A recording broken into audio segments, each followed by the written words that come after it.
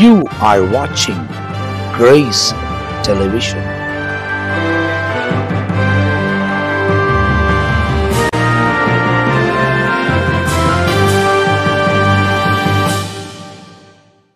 ஆனால் ஏன் கொரோனாவுக்கு மட்டும் சரியாகல?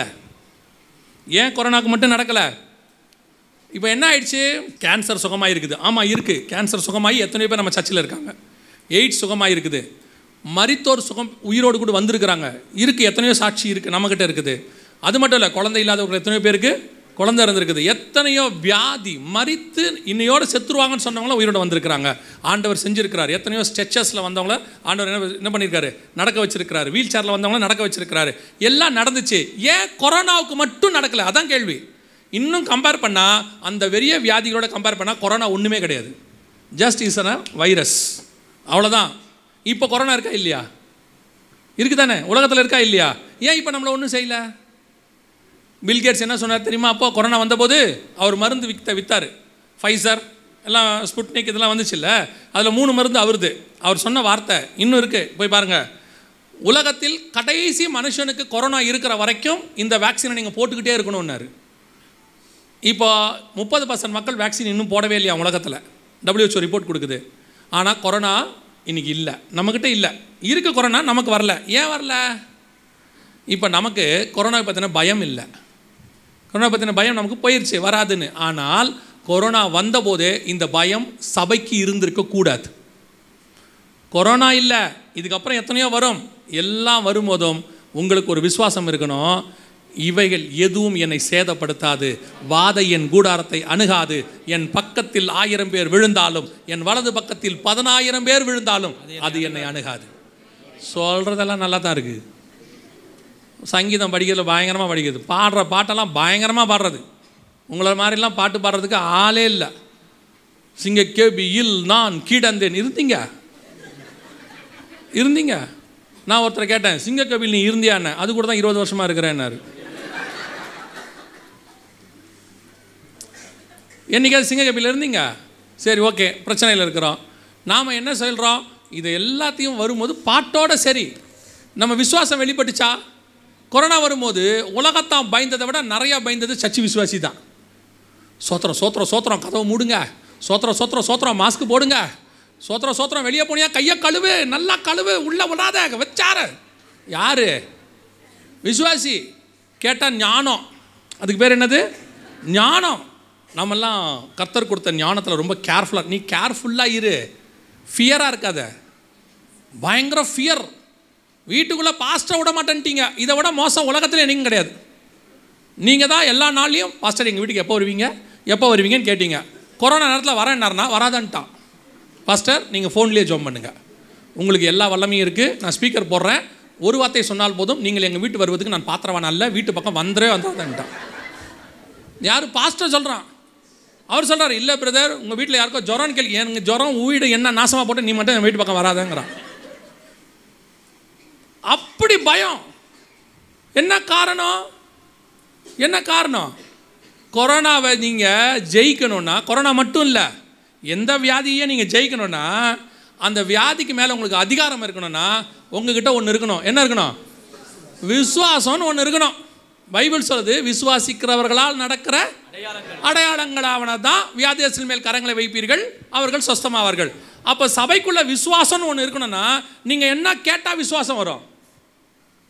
விசுவாசம் எதனால் வரும்? கேள்வினாலே வரும். அப்படி தானே? அப்போ 20 வருஷமாக நீங்கள் கேட்டிருக்க வேண்டிய வார்த்தை விசுவாச வார்த்தை கேட்டிருக்கணும். நீங்கள் 20 வருஷமாக விசுவாச வார்த்தையே கேட்கலை. 20 வருஷமாக நீங்கள் கேட்டது ஆசீர்வாத வார்த்தை. நீங்கள் கேட்டதில் என்னது? இப்போது என் நாமத்தினாலே எதை கேட்டாலும் அதை நான் உங்களுக்கு தருவேன். இப்போ ஆண்டவர் சொல்லிட்டாரு, நீ என்ன கேட்டாலும். நீங்கள் என்ன பண்ணிட்டீங்க ஆண்டவர்கிட்ட? ஆண்டவரே, உங்களுக்கு நீங்கள் கேட்டிங்களோ இல்லை கேட்க சொன்னாங்களோ? யார் சொன்னாங்களோ? யூடியூப்பில் சொன்னாங்களோ, ஃபேஸ்புக்கில் சொன்னாங்களோ? நீங்கள் எல்லாத்தையும் என்ன கேட்க ஆரம்பிச்சிங்க? வீடு கொடுங்க, காரு கொடுங்க, பொண்ணுக்கு கல்யாணம் பண்ணி வைங்க, பையனுக்கு வெளிநாட்டில் வேலை கொடுங்க. ஒரு வீடு கொடுத்தவொடனே ஆண்டவரே மேலேயும் வீடு கட்டி கொடுத்துருங்க, அப்படி வீடு கொடுத்தவொடனே பின்னாடி தோட்டம் கொடுத்துருங்க. கேட்டுக்கிட்டே இருந்திய. உங்கள் கேட்குறது நின்றுச்சா? பொண்ணுக்கு கல்யாணம் கேட்டிய, கல்யாணம் பண்ண பிறகு 3 மாதம் கழிச்சு 3 மாதமாச்சு ஒன்றும் இல்லை, எல்லோரும் கேட்குறாங்க ஒன்றும் இல்லையான்னு உபவாச ஜபத்தில் எழுதி கொடுக்கறது. ஒரு பூச்சோ புழுவோ என் பிள்ளையினுடைய வயிற்றில் பூச்சி புழு வந்தால் பரவாயில்லையா? கேட்க கூட தெரியுதில்ல என்ன கேட்கணும்னு. அப்புறம் வந்து குழந்தைய கேட்கறது. அப்புறம் குழந்தை கேட்ட உடனே பிள்ளை இவ்வளோண்டு இருக்குது, கர்த்தர் பிள்ளையை பலப்படுத்தும்படி ஜெபம் பண்ணுவோம். அப்புறம் பிள்ளை பிறந்த உடனே பிள்ளைக்கு நல்ல ஞானத்தை கட்டளையிடும்படி. அப்புறம் பிள்ளைக்கு ஞானம் வந்த உடனே என் பொண்ணு வாடகை வீட்டில் ரொம்ப கஷ்டப்பட்டுக்கிட்டு இருக்கிறா, அவளுக்கு எப்படியாவது ஒரு சொந்த வீடு கர்த்தர் கட்டளையிடும்படி. அப்புறம் சொந்த வீடை கொடுத்த உடனே அடுத்து இது பிள்ளை வளர்ந்து வந்துடுது, இந்த பிள்ளைக்கு ஒரு நல்ல காலேஜ் கிடைக்கும்படி. அப்புறம் அது படித்து முடிச்சோன்னா திருப்பி அதுக்கு ஒரு நல்ல மாப்பிள்ளை கிடைக்கும்படி. நீ சாவர வரைக்கும் கேட்டுக்கிட்டே தான் இருக்க. என்னைக்கு விசுவாச வார்த்தையை கேட்டிய? இந்த கேட்டது கிடைக்கிது பாருங்க, அதுக்கு பேர் விசுவாசம். நீங்கள் பதில் வச்சுக்கிட்டீங்க, நீங்களா நினச்சிக்கிட்டீங்க இது கேட்டது கிடைக்கிது. ஆண்டவர் சொல்கிறாரு, ஒரு அம்மா வந்து அந்த எஜமானனை என்ன பண்ணுச்சா, வருந்தி கேட்டுக்கிட்டே இருந்துச்சா ரொம்ப நாள். ஆண்டவர் சொன்னாராம், அந்த எஜமான் சொன்னானா, ரொம்ப நாளாக அந்த அம்மா கேட்குது, கொடுத்து தொலை. அப்படி தான் கர்த்தர் உங்களுக்கு எல்லாம் கொடுத்தாரு. நீங்கள் என் நாமத்தினால நீங்கள் கேட்க வேண்டியது என்னென்னா, ஆண்டவர் சொல்கிறாரு, உன்னை சோதிக்கும்படி பிசாசன் என்னிடத்தில் வேண்டிக் கொண்டான், நான் உன் விசுவாசம் ஒளிந்து போகாதபடி பிதாவின் இடத்தில் வேண்டிக் கொண்டேன். நீங்கள் கேட்க வேண்டியது கீழானவைகள் அல்ல, மேலானவைகள். கேட்க வேண்டியது பரிசுத்தம், கேட்க வேண்டியது விசுவாசம், கேட்க வேண்டியது நித்திய ஜீவன். நீங்கள் அதையெல்லாம் கேட்கவே இல்லையே கடந்த 20 வருஷமாக. நீங்களும் கேட்கல, உங்களை கேட்கவும் சொல்லலை. நிறைய ஊழியக்காரன் எழுப்பிட்டான் இந்த 20 வருஷம். ஆண்டவர்கிட்ட கேளுங்க, நல்ல காராக கேளுங்க. அந்த கார் என்ன கலர்னு கேளுங்க. ஏன்னா ஆண்டவருக்கு கலர் தெரியாது. ஏன்னா பரலோகத்தில் கலர் இல்லை, ஒன்லி ஒயிட்டு தான். அதனால் ஆண்டவர்கிட்ட என்ன கேளுங்க, கலர் கேளுங்க. கேட்கும் போது ஆண்டவர்கிட்ட தெளிவாக கேளுங்க. டீசலா பெட்ரோலான்னு மாற்றி கொடுத்துட போகிறாரு. அவன் சொன்னான், நீங்களும் கேட்குறிய பாருங்க, உட்காந்துக்கிட்டு நீங்களும் கேட்குறிய. ஒரு ஆள் என் கூட வந்துவிட்டு பேசிக்கிட்டே வரேன், திடீர்னு திரும்பி பார்க்குற ஆளை காணோம். பார்த்தா ஒரு கார் மேலே கை வச்சு ஜோம் பண்ணிக்கிட்டு இருக்கு. அது கார் ஒரு 60 லட்ச ரூபா இருக்கும், ஜாக்குவார் காரு. கையில் வச்சு ஜோம் பண்ணிகிட்டு இருக்கு, சோத்திரம் சோத்திரம் சோத்திரம். நான் சொன்னேன், யோ இப்போ என்ன பண்ணுறேன்னு கேட்டேன். இல்லை, கொரியாலேருந்து ஒரு பிரசங்கியார் சொல்லியிருக்கிறாரு, நீ கை வச்சு ஜோம் பண்ணுறதை கர்த்தர் கொடுப்பார் அப்படின்னு. நான் சொன்னேன், அதை கொடுக்க மாட்டார். உடனே அந்த ஆள், நீ எப்போ பார்த்தாலும் இப்படி தான் அவிசுவாசமாகவே பேசுகிற, ஏன் கொடுக்க மாட்டார்? யோ அது அவன் காரு, அது எப்படி உங்ககிட்ட கொடுப்பாரு? அவன் தான் ஏற்கனவே ரிஜிஸ்டர் பண்ணி வச்சிருக்கிறானே. அவன் காரை நீ போய் கேட்குற? அடுத்தவன் பொருளை இச்சையாது இருப்பாயின்னு இல்லை. சரி, அந்த ஆள் கார் நிறுத்திட்டு போனால் சந்தோஷம். உள்ள மனைவி பிள்ளையை விட்டுட்டு நீ கடைக்கு போயிருந்தானா, நீ இப்போ நீ ஜோம் பண்ணுறியா, என்ன கிடைக்கும் உனக்கு? நீங்கள் இருக்கீங்க பாருங்க, யார் எதை சொன்னாலும் கேளுங்க. ஆண்டவர் இந்த வருஷம் உங்களுக்கு கண்டிப்பாக வீடு தருவார். எதுக்கு? உனக்கு என்ன வேண்டும் என்பதை பரமபிதா முன்பே அறிந்திருக்கிறார். இஸ்ரவேல் ஜனங்கள் புறப்படுவதற்கு முன்பதாகவே 40 வருஷத்துக்கு தேவையான சாப்பாடு, தண்ணி, ஏசி, ஹீட்டர் எல்லாம் ரெடி பண்ணி வச்சுருந்தாரு.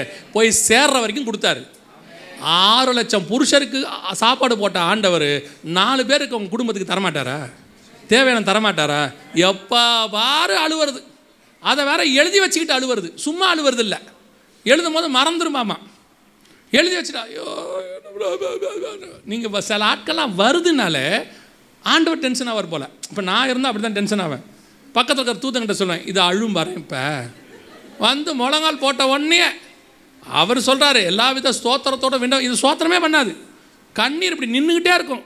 மோட்டர் முழங்கால் போட்டோன்னா பொசக்குன்னு வெளியே வந்துடும். ஆண்டவர் சாட்சி சொன்னோம்னா அழாமல் சொல்கிறீங்களா? நீங்கள் உண்மையான சாட்சி சொல்லும் போது துக்கத்தில் அந்த சந்தோஷத்தில் கண்ணீர் வர்றது நான் சொல்லவே இல்லை. சில ஆட்களுக்கு கீழ்ப்படியாமல் சாட்சி சொல்லுன்னா பாட்டு பாடுறது, இதெல்லாம் பாஸ்டர்ஸோடைய கொடுமை. நான் சொன்னால் தான் முடியும், அவங்க சொன்னால் நீங்கள் கோச்சிப்பீங்க. நான் சொல்கிறேன் உங்களுக்கு, சாட்சி சொல்லணும் பாஸ்டர்னு கொடுத்த உடனே 3 ஸ்டான்ஸாக பாடுறது. எதுக்கு பாடுவிய? வேணுன்னா போய் உங்கள் வீட்டில் பாடுங்க, இல்லை ஸ்பெஷல் சாங்குன்னு கேட்டு வாங்கி பாடுங்க. உங்கள் சாட்சியை கேட்குறதா பாட்டை கேட்குறதா உட்காந்து அப்படியே பாட்டு பாடுறது. அவன் மியூசிக் போகிற தம்பி வேறு புதுசாக பாடினோன்னே என்ன பாட்டுன்னே அவனுக்கு புரிய மாட்டேங்குது. நீங்கள் வேறு டியூனில் பாடிக்கிட்டு இருக்கீங்க, வேறு டியூனில் போட்டுக்கிட்டு இருக்கான். சபைக்குள்ளே வந்து சேட்டை பண்ணிவிட்டு கவனிச்சுக்கொள்ளுங்க. எதை கேட்கணும் எதை கேட்கக்கூடாதுன்னு பைபிள் சொல்லுது. இந்த 20 வருஷம் நீங்கள் விசுவாச வார்த்தையே கேட்கலை. கேட்காதனுடைய விளைவு உங்களுக்குள் விசுவாசம் இல்லை. அதான் பிரச்சனை. விசுவாசம் இல்லை, ஆனால் இல்லைங்கிறது உங்களுக்கு தெரியாது. ஆனால் பேர் விசுவாசி. எங்களுக்கு இல்லைன்னு எப்படி சொல்கிறீங்க? அதான் கொரோனாவில் மூடிட்டீங்களே. கொரோனாவில் கதவை மூடிக்கிட்டீங்களே. வீட்டுக்கு போய் சர்ச்சை மூடணும்னா அரசாங்கம் சொல்லிச்சு மூடணும். வீட்டு கதவை மூடிக்கிட்டு வெளியே வரலையே. எவனாவது கதவை தொட்டா ஜன்னலில் கூட திறக்கலையே. அப்படியே ஃபோனில் கேட்குது, யார் எங்கே நிற்கிறீங்க? சானிடைசரை வாங்கி முன்னாடி பின்னாடி ஒரு சிலர்லாம் பார்த்தீங்கன்னா 3 ஹேண்ட் வாஷ் வச்சுருக்கான் வாஷ் பேஷனில். 1 கழுவி 2 கழுவி 3 கழுவி அவன் வீட்டில் சாப்பிட்றதுக்கு பேசாமல் சாப்பிடாமே இருக்கலாம். ஏன் அப்படி பயந்திய? ஒரே காரணம், விசுவாசம் இல்லை, அவ்வளோதான். ஆனால் தேங்க் காட், இந்த கொரோனா வழியாக உங்களுக்கு ஒன்று சொல்லி கொடுத்தாரு, விசுவாசம் இல்லை என்பதை கர்த்தர் தெரியப்படுத்தினார். வருகைக்கு முன்னாடியே தெரியப்படுத்திட்டாரு. ஏன்னா மனுஷகுமாரன் வரும்போது விசுவாசத்தை காண்பாரோ. சபை விசுவாசத்தில் வளரணும். விசுவாசத்தில் வளரணும்னா சபை விசுவாச வார்த்தைகளை கேட்கணும். எது விசுவாச வார்த்தை? இது வரைக்கும் நடந்தது எல்லாம் பைபிளில் இருக்குது. அவைகளை எல்லாம் திருப்பி திருப்பி நீங்கள் கேட்கும்போது, இதை செய்த ஆண்டவர் எனக்கும் செய்ய வல்லமை உள்ளவராய் இருக்கிறார். நீங்கள் எதை எடுத்துக்கிறீங்க? ஆண்டவர் தேசத்தை கொடுத்தார், எனக்கும் கொடுப்பார். அதைத்தான் எடுத்துக்கிறீங்க. வாதையில் காப்பாற்றினார்ன்றது எடுத்திய, பஞ்சத்தில் காப்பாற்றினார் எடுத்தீங்க. நீங்கள் என்ன ஜெபம் பண்ணுறீங்க? பஞ்சமே வரக்கூடாது, வாதையே வரக்கூடாது. கர்த்தர் இரக்கம் உள்ளவர். வாதை வராது, வரும், ஆனால் எனக்கு வராது. அதான் விசுவாசம். நீங்கள் என்ன சொல்கிறீங்க? உலகத்தில் எதுவுமே வரக்கூடாது. ஆண்டவர் சொல்கிறார், யுத்தங்களையும் யுத்தங்களின் செய்திகளையும் கேள்விப்படுவீர்கள், இவைகளெல்லாம் சம்பவிக்க வேண்டியதை இதை தடுக்க முடியாதுங்கிறாரு. இது நடக்கும், ஆனால் கலங்காதபடிக்கு எச்சரிக்கை. அது உனக்கும் எனக்கும் வராது. வரக்கூடாதுன்னா உனக்கும் எனக்கும் விசுவாசம் இருக்கணும். இன்றைக்கி ஒரு தீர்மானம் பண்ணுங்கள், விசுவாச வார்த்தைகளை கேட்கணும், விசுவாச வார்த்தைகளை பேசணும். சும்மா விசுவாசங்கிற பேரில் வீடு கிடைக்கும் கார் கிடைக்கும்னு பேசாதீங்க. இப்போ நீங்கள் கேட்ட எல்லாம் 20 வருஷமாக ஆண்டவர் கொடுத்துட்டார். வீடு கொடுத்தாரு, கார் கொடுத்தாரு, படிப்பு கொடுத்தாரு, பணம் கொடுத்தாரு, நகை கொடுத்தாரு, எல்லாம் கொடுத்துட்டாரு. கொரோனாவில் ஆக்சிஜன் சிலிண்டர் இல்லை, என்ன பண்ணிய? இவ்வளோ உங்ககிட்ட இருந்துச்சா? கிரெடிட் கார்டு இருந்துச்சா? பணம் இருந்துச்சா? நகை இருந்துச்சா? எல்லாம் இருந்துச்சு. ஹாஸ்பிட்டலில் பெட் இல்லை, என்ன பண்ணிய? நடுத்தரில் காரை திறந்துட்டு படுத்து கிடந்திய. டிவியில் வந்துச்சா இல்லையா? எல்லாம் டோரை திறந்துட்டு சீட்டை சாய்ச்சிக்கிட்டு படுத்து கிடக்கான். ஒரு பெட்டுன்னு அலையிறான். இல்லை, இப்போ புரிஞ்சுங்க எதை கேட்டிருக்கணும்னு.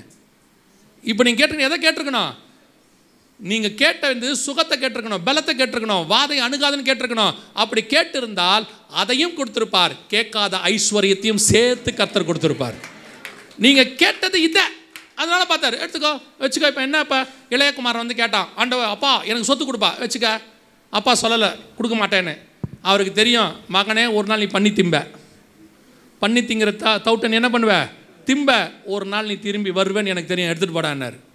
என்னப்பா மூத்த பையன், என்னப்பா எல்லா சொத்தையும் கொடுத்தீங்க? அவன் எங்கே போனாலும் இங்கே தாண்டா வருவான், எனக்கு நல்லா தெரியும். அப்பா வெயிட் பண்ணிக்கிட்டே இருந்தார்.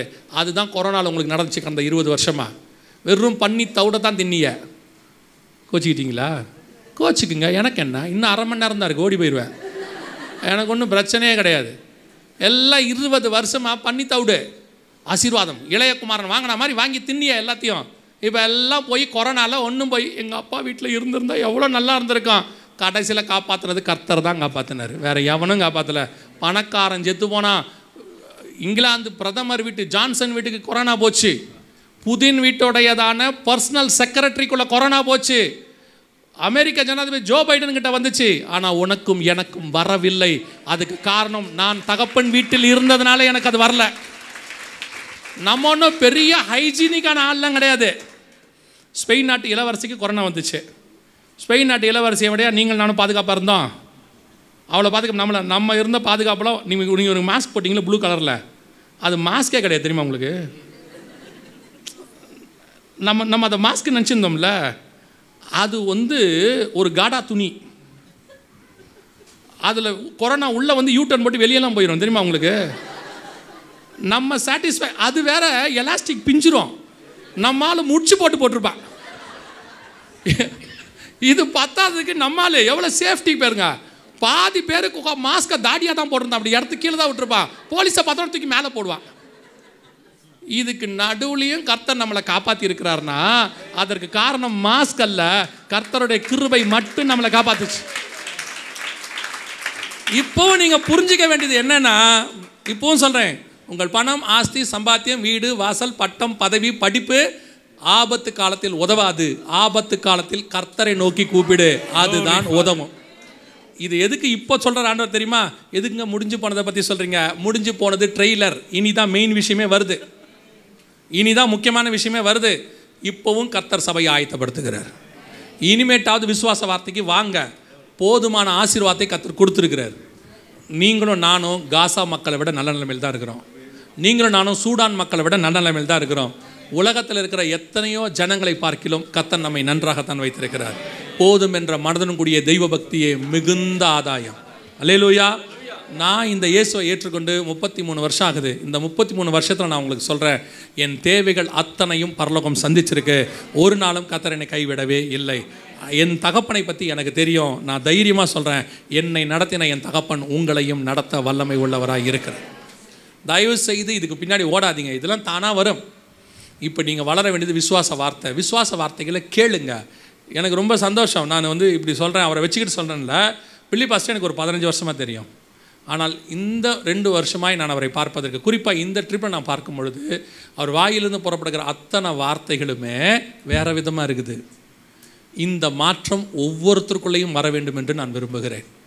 அப்படி வந்துச்சுன்னா அடுத்த வாதையில் வரப்போது இல்லைன்னா இல்லை, இனி இருக்குது, வருஷ கட்டி இருக்குது. இன்னொன்னா அடுத்த அத்தனையிலையும் 10ல் 1 தான் போயிருக்கு, இன்னும் 9 இருக்கு.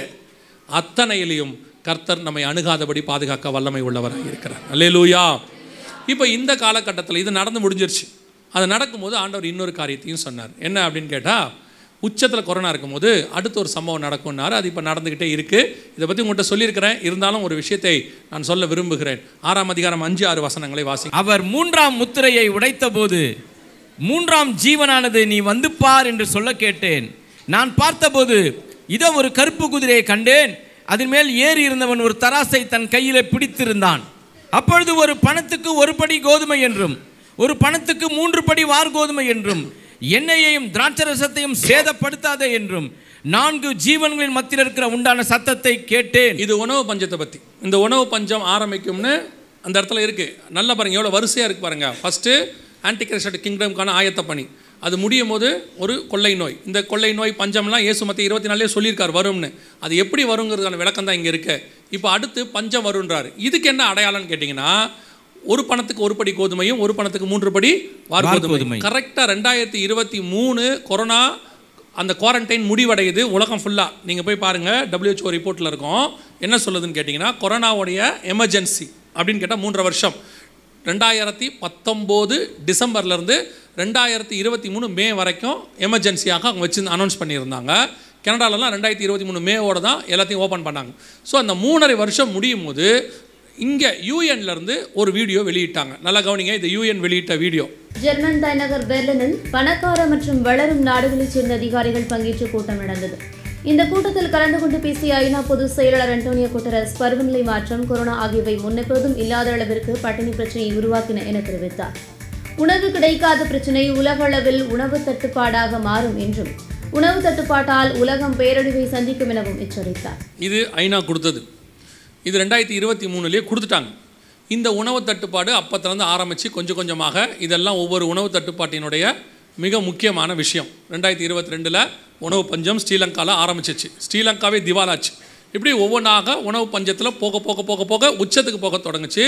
அதில் குறிப்பாக அந்த 5வது வசனம் இருக்கு இல்லையா, 6வது வசனம், 1 பணத்துக்கு 1 படி கோதுமை 1 பணத்துக்கு 3 படி வார்கோதுமை, அது அப்படியே 100% நிறைவேறிச்சு. பாகிஸ்தானின் பொருளாதார நெருக்கடியால் அத்தியாவசிய பொருட்களின் விலைகள் விண்ணை தொட்டுள்ளன.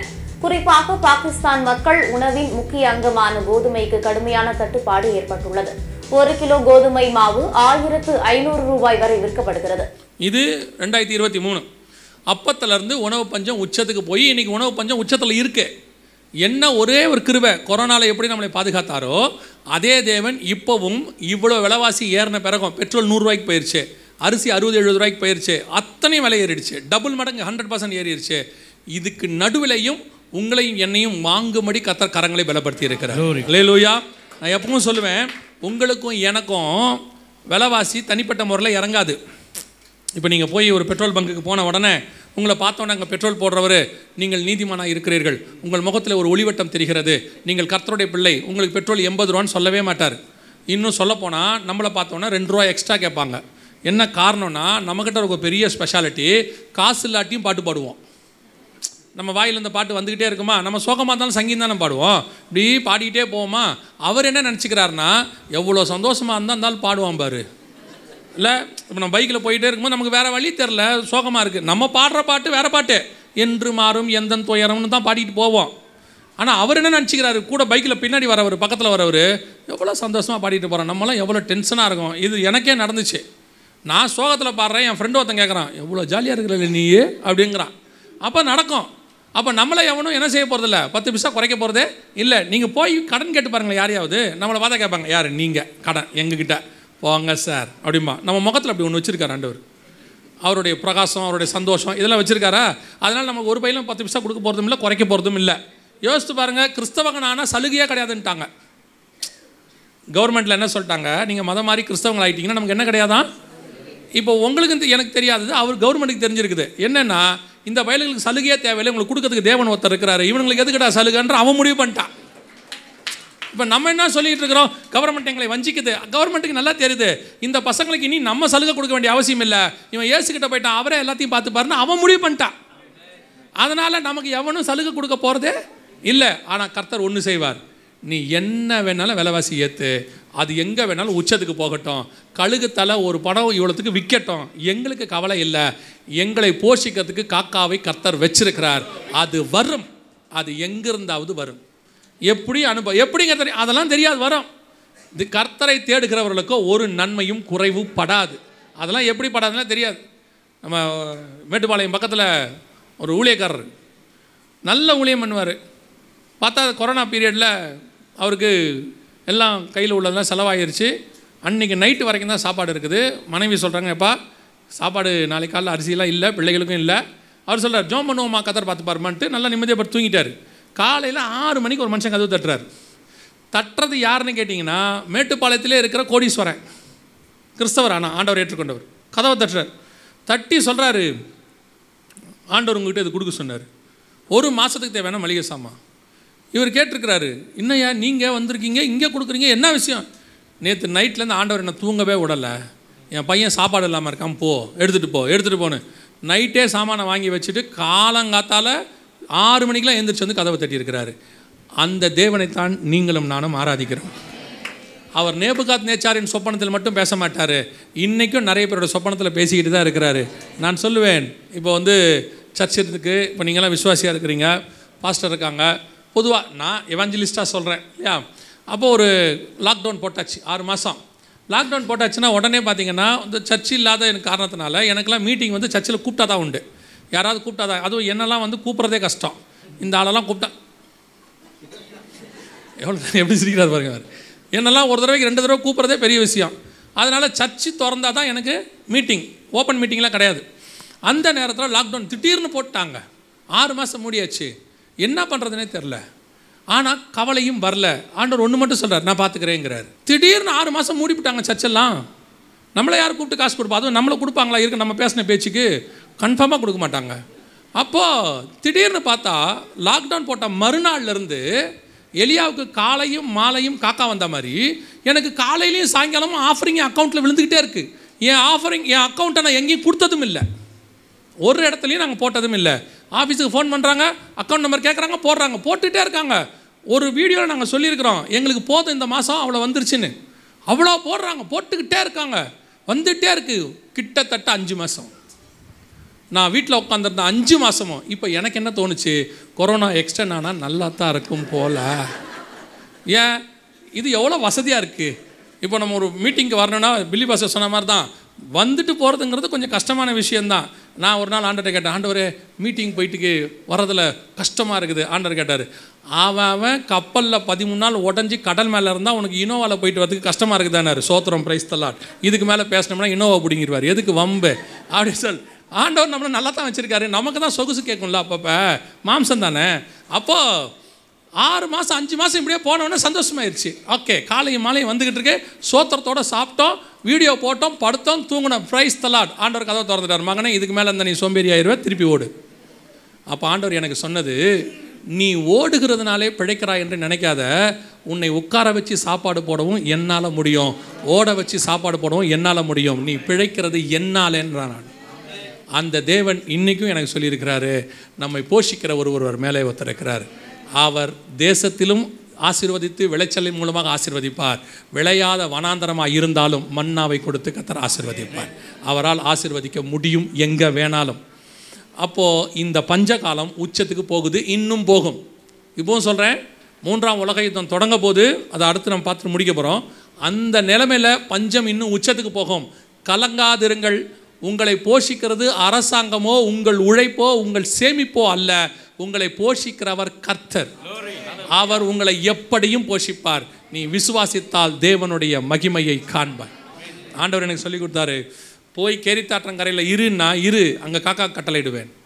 ஒருவேளை தண்ணி வற்றி போச்சு, காக்காவே வராது அப்படின்னு முடிவு பண்ணால் நமக்கு ஒரு சாரிபாத் விதவின் வீட்டை கத்தர் வச்சுருப்பார்.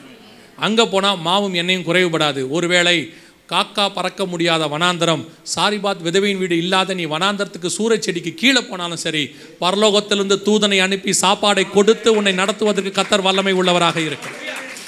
எப்படியும் கத்தர் உன்னை போஷிப்பார். நம்முடைய பார்வை மட்டும் உதவி வரும் கண்மலையை நோக்கி மட்டும்தான் இருக்கணும், கொண்டு வரவன் மேலே இருக்கக்கூடாது. எனக்கு ஆண்டவர் சொல்லிக்கிறது ஒன்று தான், எலியாவை எலிசா பார்த்தாரு, அதனால் 2 மடங்கு பெற்றுக்கொண்டார். நீங்கள் எப்போ எலியாவையே பார்த்துக்கிட்டு இருக்கிறீங்களோ உன் ஆசீர்வாதம் 2 மடங்காக இருந்துக்கிட்டே இருக்கும். ஆனால் கேயாசி எலிசாவை பார்க்கவில்லை, எலிசா கிட்ட வந்தவனை பார்த்தான், ஆசீர்வாதம் சாபமாய் மாறிடுச்சு. உங்களுக்கு ஆசீர்வாதம் வேணுமா, கர்த்தரையே நோக்கி பாருங்கள். கர்த்தர்கிட்ட வர மனுஷனை நோக்கி பார்க்கவே பார்க்காதீங்க. சில விசுவாசிலாம் இருக்கும் சபையில், அவர் நல்லா பணக்காரரு, அவர் நமக்கு உதவி செஞ்சால் என்ன, ஏன் செய்யணும்? அவர்கிட்ட போய் கேட்குறது, பிரதர் எங்களுக்கு பிள்ளைங்க ஃபீஸ் கட்டணும், ஒரு 30,000 கிடைக்குமா? அவர் இல்லைம்பார். உடனே வந்து அந்த ஆளை பற்றி தூத்தி தெரியறது, நல்லா காரில் வராரு, பணம் வச்சுருக்கிறாரு, காசு கேட்டால் இல்லைங்கிறாரு, கஞ்சம். அந்த ஆள் காரில் வராரு, அவருக்கு இருக்கிற கடன் தெரியுமா உங்களுக்கு? பைக்கில் வர உங்களுக்கு அந்த அளவுக்கு கடன், காரில் வரவருக்கு அந்த அளவுக்கு கடன். நீங்களாவது நிம்மதியாக வரீங்க, அந்த ஆளுக்கு தூக்கமே வராது. நீங்கள் நினச்சிக்கிட்டு இருக்கிறீங்க அவர் காரில் வந்ததுனால நல்லா இருக்கிறாருன்ட்டு. யாருக்கு தெரியும், பெட்ரோல் போட வழி இல்லாமல் இருக்கிற பெட்ரோலில் கூட வந்திருப்பார் அவர். நிறைய பேர் அப்படி இருக்காங்க. பணக்காராக இருந்தால் உங்களுக்கு கொடுக்கணுன்ற அவசியம் இல்லை, கொடுக்கணுன்னா கர்த்தர் அவரை ஏவுவார். ஆனால் நம்முடைய பார்வை எப்பொழுதுமே கர்த்தரை நோக்கி மட்டும்தான் இருக்கணும், மனுஷனை நோக்கி இருக்கவே கூடாது. அது புரோஜனமும் படாது. சில நேரங்களில் மனுஷர்களை கர்த்தர் அனுப்பி ஆசீர்வதிப்பார், காக்கா தான் வரணும்னு இல்லை, மனுஷனையும் அனுப்புவார். அப்போ கூட நமக்கு நோக்கம் மனுஷன் மேலே இருக்கக்கூடாது, கர்த்தர் மேலே மட்டும்தான் இருக்கணும். அல்லேலூயா. இது பஞ்சம் உச்சத்துக்கு போகும். அடுத்து ஒரு காரியம் நடக்க போகுது, இப்போ இது நடந்துட்டுருக்குது. அடுத்து ஒன்று நடக்க போது, அதை மட்டும் சொல்லிட்டு நான் முடிக்கிறேன். வாசிங்க 6ஆம் அதிகாரம் வெளிப்படுத்தின விசேஷம் 8வது வசனத்தை வாசிங்க. நான் பார்த்தபோது இதோ மங்கின நிறமுள்ள ஒரு குதிரையை கண்டேன், அதன் மேல் ஏறி இருந்தவனுக்கு மரணம் என்று பெயர். பாதாளம் அவன் பின் சென்றது, பட்டயத்தினாலும் பஞ்சத்தினாலும் சாவினாலும் பூமியின் துஷ்ட மிருகங்களினாலும் பூமியின் கார்பங்கில் உள்ளவர்களை கொலை செய்யும்படியான அதிகாரம் அவைகளுக்கு கொடுக்கப்பட்டது. 6ஆம் அதிகாரம் 8ஆம் வசனம் எதை பற்றி சொல்லுதுன்னா, அடுத்து வரக்கூடியதான ஒரு மிக மோசமான வேர்ல்ட் டிசாஸ்டர், அதுக்கான ஸ்டார்டிங் பாயிண்ட் இப்போ வந்துருச்சு. அங்கே 4 வகையான மரணத்தை குறித்து இருக்குது. 4 வகையான மரணம்னா என்ன? ஒன்று பட்டயத்தினாலும்னு இருக்குது. பட்டயம்னா யுத்தம். தூதன் கையில் பட்டயம் இருந்தால் தான் என்ன இருக்குது, அது கொள்ளை நோய். இங்கே பாதாளம் அவன் பின் சென்றது பட்டயத்தினாலும் அப்படின்னு இருக்கு. அப்படின்னா யுத்தம். எந்த யுத்தம் அப்படின்னு கேட்டிங்கன்னா 3ஆம் உலக யுத்தம் ஸ்டார்ட் ஆகும். அந்த வார் ரஷ்யாவுக்கும் இஸ்ரேலுக்குமான வாராகத்தான் இருக்கும். அதான் பட்டயத்தினாலும்னு இருக்குது. இது வடபுறத்துலேருந்து எழும்பி வரக்கூடிய ரஷ்யா. எசேக்கியேல் 38-39 இந்த 2 அதிகாரத்தில் அதை பற்றி சொல்லப்பட்டிருக்கு. இந்த யுத்தத்துக்கான ஸ்டார்டிங் பாயிண்ட் எப்போ நடந்துச்சுன்னா அதை பற்றி நம்ம பார்த்துட்டோம். எப்போ நடந்துச்சுன்னா, இது வந்து 2023 அக்டோபர் 7ஆம் தேதி இது நடந்துச்சு. யுத்தம் ஸ்டார்ட் ஆகிடுச்சு, தீவிரமடைந்த போர். இது வந்து உலக அளவில் மேலும் பல சிக்கல்களை உருவாக்கும், உலக யுத்தமாக மாறத்துக்கான எல்லா வாய்ப்பும் நடந்துருச்சு. இப்போது இன்றைக்கி நடந்த சம்பவம் உங்களுக்கு தெரியும்னு நினைக்கிறேன். ஹமாஸ் வந்து எல்லா இஸ்ரேல் அந்த ஹாஸ்டேஜஸ் இருக்காங்க இல்லையா, அவங்கள ஒரு 3 பேர் ரிலீஸ் பண்ணாங்க. அதுக்கு பதிலாக ரிலீஸ் பண்ண வேண்டிய இஸ்ரேல் ரிலீஸ் பண்ணலை. 96 பேர் என்ன செய்யலை, ரிலீஸ் பண்ணலை. இப்போது இந்த பிரச்சனை உச்சத்துக்கு போகுது. இதோடு கூட இன்னும் கொஞ்சம் பிரச்சனைலாம் ஜாயின் ஆகி வருகிற வருஷங்களில் இது மிக மோசமான யுத்தமாக மாறும். இந்த யுத்தம் நம்முடைய சந்ததி, நம் கண்கள் காணும்படி நடக்க நிறைய வாய்ப்பு இருக்குது. 99% வாய்ப்பு இருக்குது. நம் கண்கள் காண இந்த யுத்தம் நடக்கும், பெரும் அளவில் நடக்கும். எப்படின்னு கேட்டிங்கன்னா நியூக்ளியர் வாராக இருக்கும். எசேக்கியேல் 39 அது நியூக்ளியர் வாராக இருக்கும்னு பைபிள் சொல்லுது. அதோட அர்த்தம் என்னென்னா, அந்த வழியாக போகிறவங்களாம் மூக்கை பொத்திட்டு போவாங்களாம். மாஸ்க். ஏன் புதைக்கிற இடத்துல மாஸ்க் போடுவாங்க? இதை நாங்கள் 2018 சொல்லும்போது யாருக்கும் அக்செப்டன்ஸே இல்லை. ஏன் புதைக்கிற இடத்துல மாஸ்க் போடுவாங்க? எரிக்கிற இடத்துல மாஸ்க் போட்டால் நியாயம், ஏன்னா ஒரு மாதிரி ஸ்மெல் வரும். புதைக்கிற இடத்துல என்ன பண்ண மாட்டாங்க, மாஸ்க் போடவே மாட்டாங்க. நார்மலாக இப்போ நம்ம அடக்காரதெல்லாம் பண்ணுற யாரும் மாஸ்க் போட்டோமா? ஆனால் கொரோனாவில் என்ன பண்ணோம், எவ்ரிஒன் மாஸ்க் போட்டோம், எல்லாருமே மாஸ்க் போட்டோம் புதைக்கிற இடத்துல. ஏன் புதைக்கிற இடத்துல மாஸ்க் போட்டோன்னா அந்த பாடியிலேருந்து கிருமி என்ன செய்யும், பரவும்னு. ஆனால் இங்கே கிருமி அல்ல, அதையும் தாண்டி கிருமி பயாலஜிக்கல் வார், அதோடு சேர்ந்து நியூக்ளியர் வார். இந்த சம்பவம் அப்படியே கொரோனா நடந்துச்சு, ஞாபகம் இருக்கா? ஒரு டெட் பாடியை பார்த்தா என்ன பண்ணாங்க, அங்கே ஒரு மார்க் போட்டு ஒரு ப்ளூ கலரில் ஒரு இதை போட்டு அதை புதைக்கிற வரைக்கும் அதை கொடுக்க மாட்டாங்க, பாடியை வீட்டுக்கே கொடுக்க மாட்டாங்க.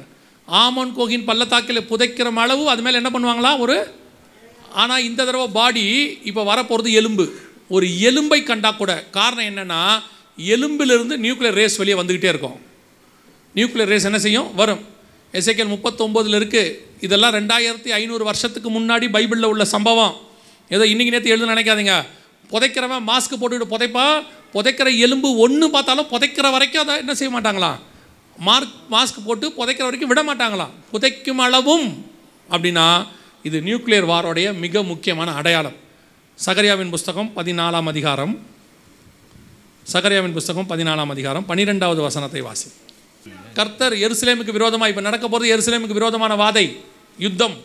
வாதிக்கும் வாதையாவது அவர்கள் காலூன்றி நிற்கையில், அவர்களுடைய சதை அழிந்து போகும். நிற்கும் போதே சதை அழுகும். கவனிங்க, நிற்கும் போதே சதை அழுகும். அடுத்து அவர்கள் கண்கள் தங்கள் குழிகளிலே கெட்டு போகும், அவர்கள் நாவு அவர்கள் வாயிலே அழுகி போகும். இது முழுக்க ரேடியேஷன் பாதிக்கப்படுறதுனால வர விளைவு.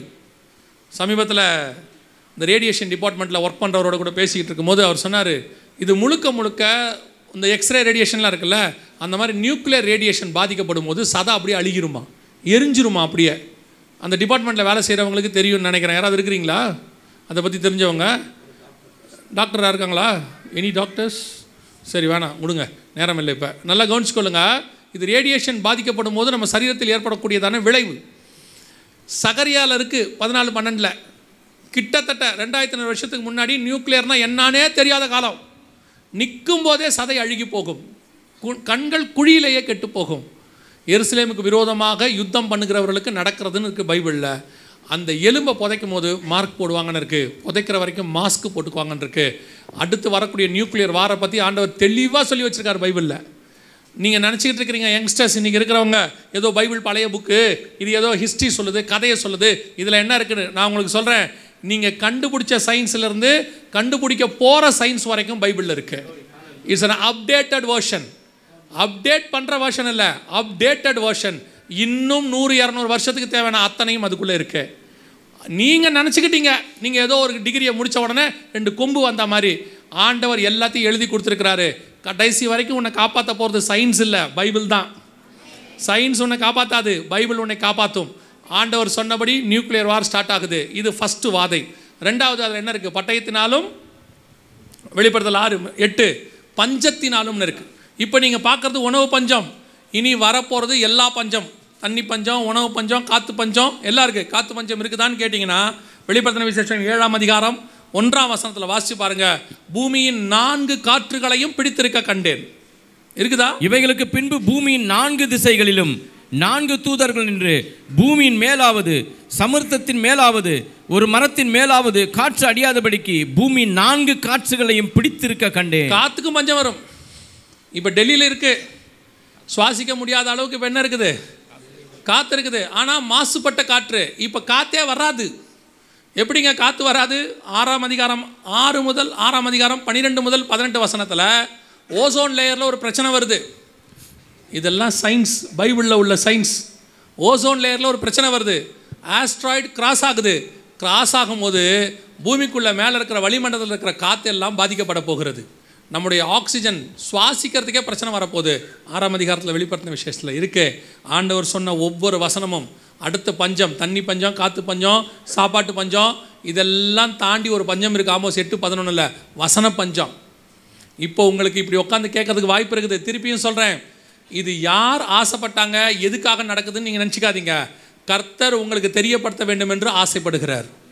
இந்த கூட்டங்கள் நடத்துவதற்கு காரணம் என்னென்னா, வரப்போகிற பெரிய அழிவிலிருந்து உங்களை பாதுகாக்க வேண்டும் என்று கர்த்தர் விரும்புகிறார்.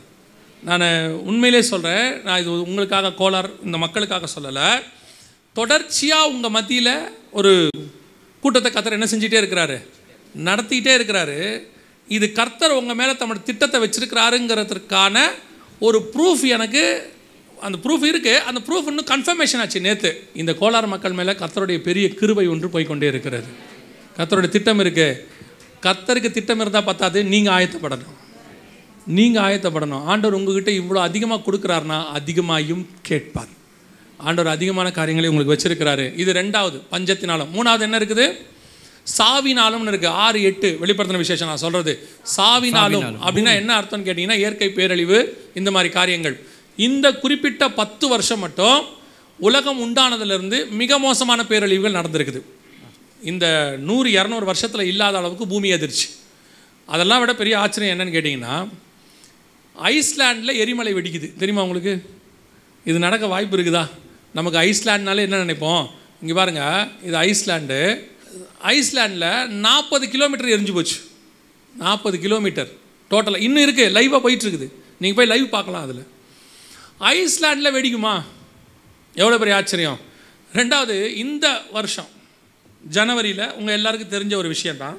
கலிஃபோர்னியாவில் நீங்கள் பார்த்துருப்பீங்கன்னு நினைக்கிறேன், காட்டுத்தீ 36,000 ஏக்கர் எரிஞ்சு போச்சு. பொதுவாக நாம் என்ன சொல்லுவோம்? ஒரு இடம் எரிஞ்சு போச்சுன்னா அது குடிசை இருந்துச்சு, ஏழைகளோட இடம் எரிஞ்சு போச்சு, பாவம், அதான் நம்ம சொல்லுவோம்.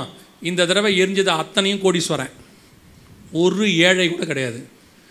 எரிஞ்சது சாதாரணமான இல்லை, டெபுட்டி பிரசிடெண்ட்டு, உதவி ஜனாதிபதியில் ஆரம்பித்து பெரிய பெரிய கோடீஸ்வரன், ஒரு ஏழை கூட கிடையாது. அப்படின்னா என்ன அர்த்தம்?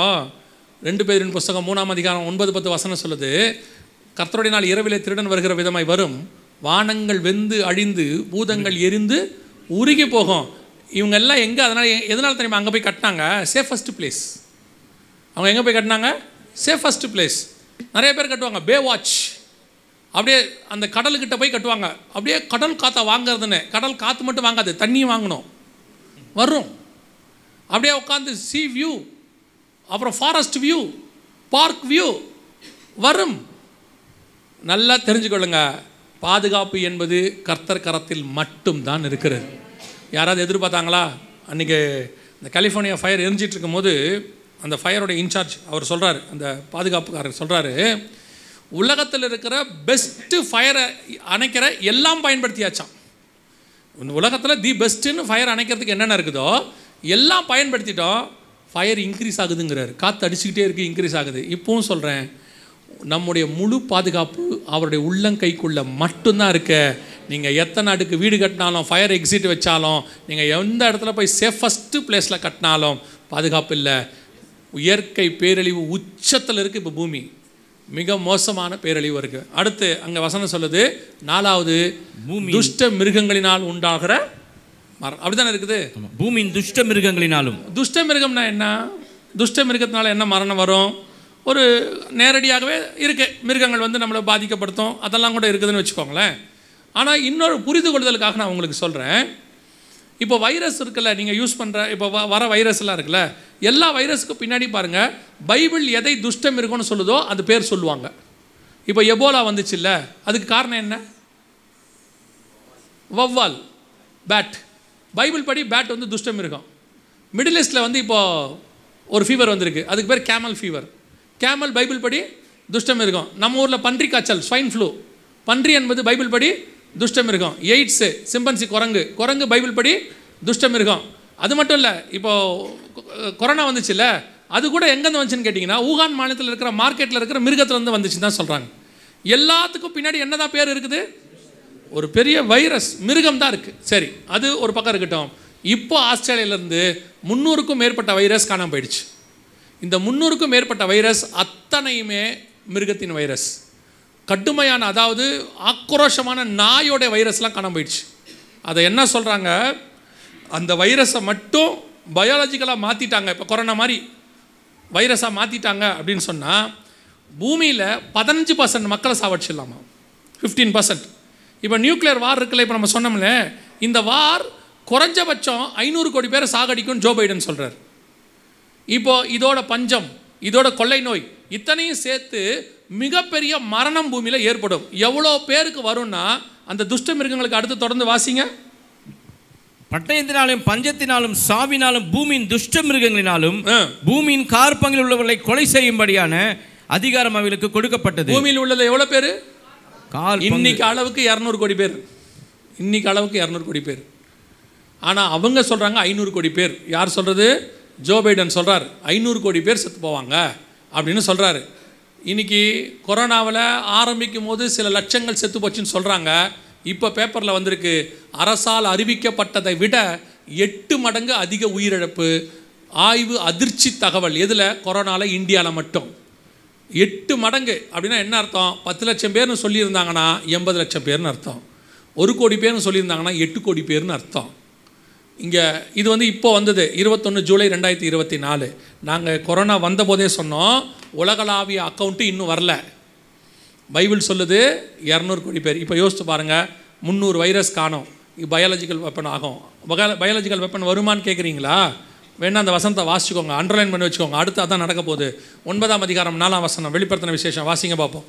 தானியேல் வெளிப்படுத்தல் 9:4. பூமியின் புல்லையும் பசுமையான எந்த பூண்டையும், புல்லையும் பசுமையான எந்த பூண்டையும், எந்த மரத்தையும் சேதப்படுத்தாமல் தங்கள் நெற்றிகளில் தேவனுடைய முத்திரையை தரித்திராத மனுஷரை மாத்திரம் சேதப்படுத்த அவைகளுக்கு உத்தரவு கொடுக்கப்பட்டது. கொரோனால என்ன நடந்துச்சு? புல்லு, பூண்டு, தண்ணி, காத்து எதுவும் பாதிக்கப்படல. மனுஷன் மட்டும் செத்தான். பொதுவாக யுத்தம்னு வந்தால், குண்டு போட்டால் ஊரே அழியும், மனுஷனும் அழிவான். மரம் செடி கொடியெல்லாம் அழியும், கட்டடங்கள் அழியும், எல்லாம் அழியும், கூட மனுஷனும் சாவான். ஆனால் 9ஆம் அதிகாரம் 4 பைபிள் சொல்லுது, பூமியின் புல்லையும் பசுமையான எந்த பூண்டையும் எந்த மரத்தையும் சேதப்படுத்தாமல். கொரோனால ஒரு மரம், இன்னும் சொல்ல போனால் கொரோனாவில் மரம்லாம் நல்லா ஆயிடுச்சு. ஏன்னு கேட்டால் லாக்டவுன் போட்டு வண்டி ஓடல, யாரும் இல்லை, மரம்லாம் நல்லா ஆயிடுச்சு. அப்போனா 9:4 வெளிப்படுத்தின விசேஷம் சொன்ன காரியம் இனி நடக்க போகிறவை. ஏற்கனவே சாம்பிள் நடந்திருக்குது. இப்போ நல்லா கவனிச்சிங்கன்னா பயாலஜிக்கல் வாரை பற்றி அங்கே பேசப்பட்டிருக்கிறது. நியூக்ளியர் வாரை பற்றி சகரியாவில் இருக்கு. இப்போ அத்தனையும் ஒன்றா நடக்க போகுது. இப்போ சொல்லியிருக்காரு, நேற்று ட்ரம்ப் சொல்லியிருக்கிறாரு, 3ஆம் உலக யுத்தம் வெகு தூரத்தில் இல்லை. செலன்ஸ்கி சொல்கிறாரு, 3ஆம் உலக யுத்தத்தில் இருக்கிறோம். ஸோ இந்த 4வது முத்திரை அடுத்து வரும். இது உச்ச நிலைமைக்கு போகும். இவ்வளோ பெரிய காரியம் நடக்கும். வேதம் சொல்லுது, பைபிள் சொல்லுது. திருப்பி நீங்கள் இல்லைங்க கர்த்தர் இரக்கமுள்ளவர், கிருபை உள்ளவர், இதெல்லாம் நடக்காதுன்னு சொன்னால், இப்பவும் சொல்கிறேன், கர்த்தர் இரக்கமுள்ளவர், கிருபை உள்ளவர், இதெல்லாம் மாற்று கருத்தே இல்லை. அவர் சொன்னதை கேட்காத போது அவர் என்ன பண்ணுவார்? அவர் என்ன பண்ணுவார்? வலுக்கட்டை. இப்போ நினிவே ஜனங்களுக்கு ஆண்டவர் இறங்கினார், கரெக்ட் தானே? இப்போ நம்மெல்லாம் ஒரு வார்த்தை என்ன சொல்கிறோம்? நினிவேக்கு இறங்கின தேவன் எனக்கும் இறங்குவார். நான் 100% அதை ஒத்துக்காமலாம் இல்லை. நான் வசனத்துக்கு அகேன்ஸ்டாக போகிற ஆள் இல்லை. ஆனால் அப்படி நான் கர்த்தர் இறங்கணும்னா நினிவே ஜனங்க செஞ்ச மாதிரி நீங்கள் செய்யணுமா இல்லையா? செய்யணும்ல.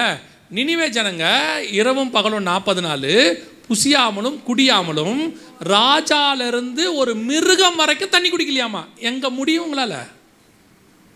நீங்கள் மீட்டிங்க்கு வரும்போதே பிஸ்கட் பாக்கெட் தானே வரீங்க. வாட்டர் பாட்டில் இல்லாமல் யார் வந்திருக்கிறீங்க?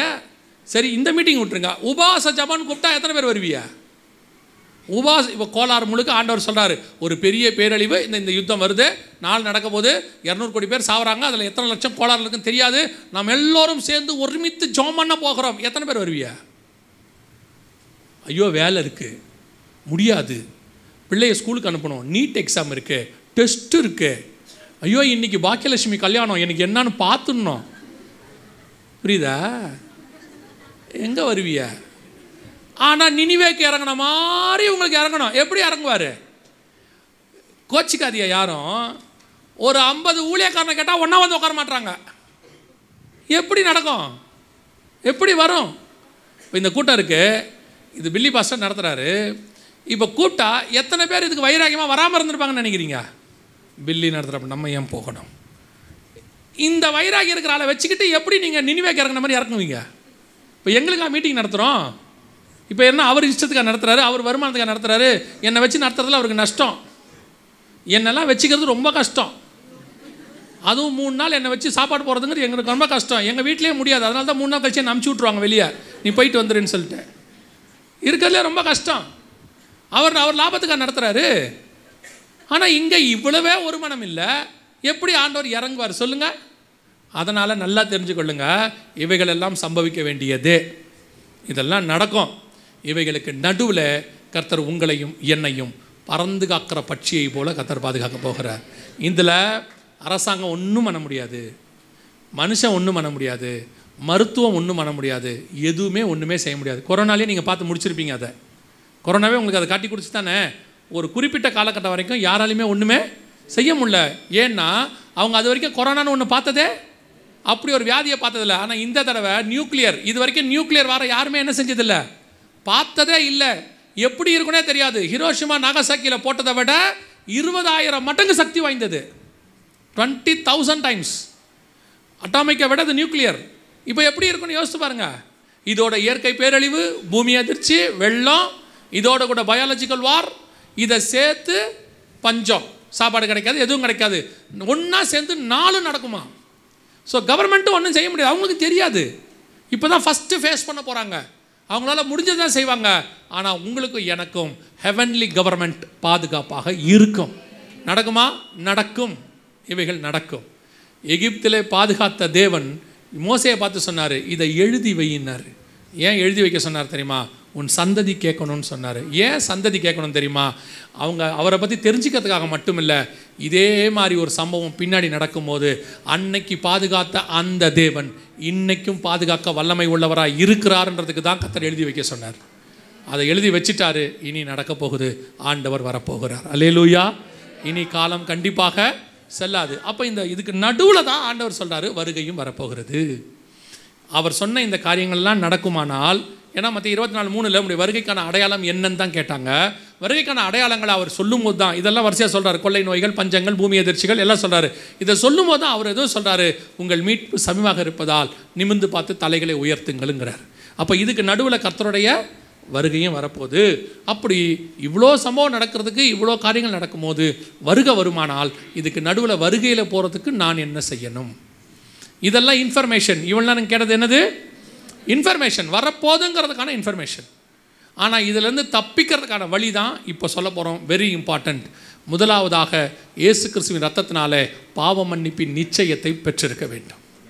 இதிலேருந்து தப்பிக்கிறதுக்கு ஃபஸ்ட்டு அன்றைக்கி எகிப்தில் கர்த்தர் சொன்னது, ஆட்டுக்குட்டியின் ரத்தத்தை நிலைக்காலில் பூசுனாரு. அதே காரியம்தான் இப்போ சொல்கிறாரு, அவர் ரத்தத்தால் கழுவப்படுங்க. இயேசுவின் ரத்தத்தால் என்ன செய்யணும்? கழுவப்படணும். அப்போ தான் அந்த தலைப்பிள்ளை சங்காரத்திலேருந்து நீ தப்பிக்க முடியும். மிகப்பெரிய மரணம் வர்றது உண்மை. அதில் நீங்களும் உங்கள் வீட்டாரும் தப்பிக்கப்பட வேண்டுமானால், ஃபஸ்ட்டு ஜலப்பிரளயத்தில் உன்னுடைய பேழை பாதுகாக்கப்பட வேண்டுமானால், கர்த்தர் சொன்னபடி உன்னுடையதான பாவம் மன்னிக்கப்பட்டிருக்க வேண்டும். இயேசுவே, என் உள்ளத்தில் வாரும், என் பாவத்தை மன்னியும், உம்முடைய பிள்ளையாய் என்னை ஏற்றுக்கொள்ளும். இவ்வளோ தான் ஆண்டவர் கேட்குது. ஆனால் உண்மையாக சொல்லணும். இல்லைங்க, நான் 3 தலைமுறை கிறிஸ்டின், 4 தலைமுறை கிறிஸ்டின், எங்கள் அப்பா யார் தெரியுமா, எங்கள் தாத்தா யார் தெரியுமா, அதெல்லாம் அவருக்கு ஆண்டவருக்கு தெரியும். நீங்கள் யாருன்னு அவருக்கு தெரியும். நீங்கள் பாவ மன்னிப்பு வாங்கியிருக்கிறீங்களான்னு தான் கேட்குறாரு. உங்கள் அளவில் நீங்கள் முழங்கால் போட்டு ஆண்டவரே என் பாவத்தை மன்னியும்னு உண்மையாக கேட்கும் போது கர்த்தர் பாவங்களை மன்னிக்க வல்லமை உள்ளவராக இருக்கிறார். ஒருவேளை நீங்கள் இயேசுவை அறியாதவர்கள் யாராவது இங்கே வந்திருந்தாலும் உங்களையும் இயேசு பாதுகாக்க விரும்புகிறார். உங்கள் குடும்பத்தையும் பாதுகாக்க விரும்புகிறார். நீங்கள் என்ன இடம், என்ன ஆள், என்ன பேர், அதெல்லாம் ஆண்டவருக்கு வேணவே வேண்டாம். ஆண்டவருக்கு தேவை உங்கள் இருதயம் மட்டும். ஆண்டவர் சொன்னது, மனம் திரும்புங்கள், பரலோக ராஜ்யம் சமாயிருக்கிறது. 2வது, பிதா குமாரன் பரிசுத்தாவி நாமத்தினாலே தண்ணீரில் மூழ்கி ஞானஸ்தானம் எடுத்திருக்கணும். இது எதுக்கான அடையாளம்னா, விசுவாசம் உள்ளவனாகி ஞானஸ்தானம் பெறுகிறவனே ரட்சிக்கப்படும். நீங்கள் ரட்சிக்கப்பட்டு, அதாவது ரட்சிப்புனா மீட்பு, சால்வேஷன். இந்த சால்வேஷனில் நீங்கள் வரப்போகிறதுல அழிவிலிருந்து மீட்கப்படணும்னா 2வது நீங்கள் செய்ய வேண்டியது ஞானஸ்தானம். தண்ணியில் மூழ்கி எடுக்கணும். வேறு எந்த ஞானஸ்தானமும் பைபிள் சொல்லலை. குழந்தையில கொடுத்தாங்க, சின்ன வயசில் கொடுத்தாங்க, கொடிக்கு கீழே கொடுத்தாங்க, அங்கே எதுவும் பைபிள் சொல்லவே இல்லை. பைபிள் சொல்கிற ஒரே ஞானஸ்தானம் தண்ணியில் மூழ்கி எடுத்தல். ஞானஸ்தானம் என்றால் பேப்டிசம். பேப்டிசம்ங்கிறது கிரேக்க வார்த்தை பேப்டிசோலேருந்து வந்தது. பேப்டிசோ என்றால் மூழ்குதல் என்று அர்த்தம். தண்ணிக்குள்ளே போயிட்டு தான் வெளியே. அதோட அர்த்தம் என்னென்னா, பாவத்துக்கு மரித்து நீதிக்கு உயிர்த்தெழுதல்னு அர்த்தம். பாவ அறிக்கை பண்ணி தான் எடுக்கணும். அந்த ஞானஸ்தானம் எடுத்திருக்கிறீங்களா? இல்லைங்க, குழந்தையில எடுத்தோம், ஒரே ஞானஸ்தானம் தானே, அதுக்கு பேர் ஞானஸ்தானமே கிடையாது. அவங்க அதுக்கு பேர் வச்சுக்கிட்டாங்க. ஆனால் ஞானஸ்தானம் என்றால் மூழ்கி எடுக்கிறதுக்கு பேர் தான் ஞானஸ்தானம். நீங்கள் போய் ஒரு டீ கடையில் போய் டீ கேட்குறீங்க, அவர் காப்பி கொடுத்துட்டாரு. நீங்கள் குடிக்கும் போது கேட்குறீங்க, என்னங்க காப்பி கொடுத்து, இல்லைங்க அதுக்கு எங்கள் ஊரில் அதுக்கு பேர் தான் டீனா, ஒத்துப்பீங்களா? ஒதுக்க மாட்டீங்கல்ல. அதே மாதிரி தெளிக்கிறதுக்கு பேர் ஞானஸ்தானமே கிடையாது. மூழ்கி எடுக்கிறதுக்கு பேர் தான் ஞானஸ்தானம். ஞானஸ்தானம் எடுக்காதவர்கள் ஒப்பு கொடுங்க. ஏன்னா கர்த்தருடைய வருகை மிக சமீபம். அவர் வாசல் அருகே வந்து கதவை தட்டிக்கிட்டு இருக்காரு. இதான் தட்டுற சத்தம். இதான் தட்ட. அவர் தட்ட போகிறாருன்னு திருப்பி தட்ட போகிறான்னு நினைக்காதீங்க. தட்ட ஆரம்பிச்சிட்டாரு. இது தட்டுற சத்தம். 3வது, எபேசியர் 4:30 சொல்லுது, மீட்கப்படும் நாளுக்கென்று முத்திரையான பரிசுத்த ஆவியை துக்கப்படுத்தாதிருங்கள். பரிசுத்த ஆவியினுடைய அபிஷேகத்தை பெற்றிருக்கணும். ஒரு ஆவிக்குரிய சபையில் நினச்சிருக்கணும். எதுக்குங்க சொல்கிறீங்க? அந்த ஆவியானவர் பேசுகிற சபையில் தான் சத்தியம் வெளிப்படும். ஏன்னா அவர் சத்திய ஆவியானவர். அவர் வந்து சகல சத்தியத்துக்குள்ளும் உங்களை நடத்துவார். வரும் காரியங்களை குறித்து உங்களுக்கு இந்த மாதிரி சத்தியங்கள் அந்த மாதிரி ஆவிக்குரிய சபையில் தான் கிடைக்கும். அதனால தான் பரிசுத்தாவின் அபிஷேகத்தை நீங்கள் பெற்றுக்கொள்ளணும். ஒருவேளை பரிசுத்தாவின் அபிஷேகத்தை சபையில் நடக்கிறதுனால கலந்துக்க முடியாது, நான் வீட்டுக்கு தெரியாமல் வரேன்னா உங்களுக்கு சொல்கிறேன், வீட்டில் யாரும் இல்லாத போது கதவை சாத்திட்டு முழங்கால் போட்டு ஜெபம் பண்ணுங்க. ஆவியானவர் உங்களை நிரப்ப வல்லமை உள்ளவராக இருக்கிறார். ஏன்னா வாஞ்சியும் தவணமுள்ள ஆத்துமாக்களை அவர் நிரப்புவார். சபையில் நடக்கிற அபிஷேகங்களை கலந்து கொள்ளுங்க. வர முடியாதவங்களுக்கு நான் சொல்கிறேன், 4வது மிக முக்கியமானது அப்போஸ்தலர் 2:40 சொல்லுது, மாறுபாடான சந்ததியை விட்டு விலகி உங்களை ரட்சித்து கொள்ளுங்கள் என்று வேதம் சொல்லுது. உங்களுக்கும் உலகத்துக்கும் என்ன இருக்கணும்? வேறுபாடு, வித்தியாசம் இருக்கணும். உலகத்துக்கு ஒத்த வேஷம் தரிக்கக்கூடாதுன்னு ரோமர் 12 சொல்லுது. மனுஷகுமார தேவபுத்திரர் மனுஷகுமாரத்திகளோடு சம்பந்தம் கலந்ததுனாலே அழிக்கப்பட்டார்கள் என்று ஆதியாகமம் சொல்லுது. ஸோ ஆண்டவர் ஒரு நாளும் தன்னுடைய ஆவி மனுஷனோடு கூட போராடுவதை என்ன செய்ய மாட்டார்? விரும்ப மாட்டார். இன்றைக்கி கடைசி காலத்தில் உலகத்தில் இருக்கிற சௌந்தரியம் பெருசு, நல்லா இருக்குது, சூப்பராக இருக்குது, டேலண்ட்டாக இருக்குது, அதை சபைக்குள்ளே கொண்டு வரணும்னு நினைக்கிறாங்க. கர்த்தர் சொல்கிறாரு, அங்கே இருக்கிற டேலண்ட்டு முக்கியம் இல்லை, உங்கள்கிட்ட இருக்கிற ஸ்பிரிச்சுவாலிட்டி தான் எனக்கு முக்கியம். ஸ்பிரிச்சுவாலிட்டியாக இருக்கிறவனை டேலண்ட்டாக மாற்ற கர்த்தரால் முடியும். இன்றைக்கி கடைசி காலத்தில் என்ன நினைக்கிறாங்கன்னா, இந்த ஸ்பிரிச்சுவாலிட்டி இல்லாட்டி பரவாயில்ல, அங்கேயும் இருக்கட்டும் இங்கேயும் இருக்கட்டும், ஒரு நாளும் 2 நினைவுகளால் குந்தி குந்தி நடக்கிறதை கர்த்தர் ஒத்துக்கவே மாட்டார். கர்த்தர் தெய்வமானால் கர்த்தரிடத்தில் வாங்கள், பாகால் தெய்வமானால் பாகால். ஒன்று உலகத்துக்கு ஊழியம் செய்யும், இல்லை கர்த்தருக்கு ஊழியம் செய்யும். இல்லைங்க அவர் ரொம்ப நல்லா அங்கே கிட்டார் வாசிப்பார், அவர் நமக்கு வந்து வாசித்தா நல்லா இருக்கும், நல்லா தான் இருக்கும், ஆனால் ஆவியில் இருக்காது. ஒரு ஊற்றுலேருந்து 2 தண்ணி புறப்படாது.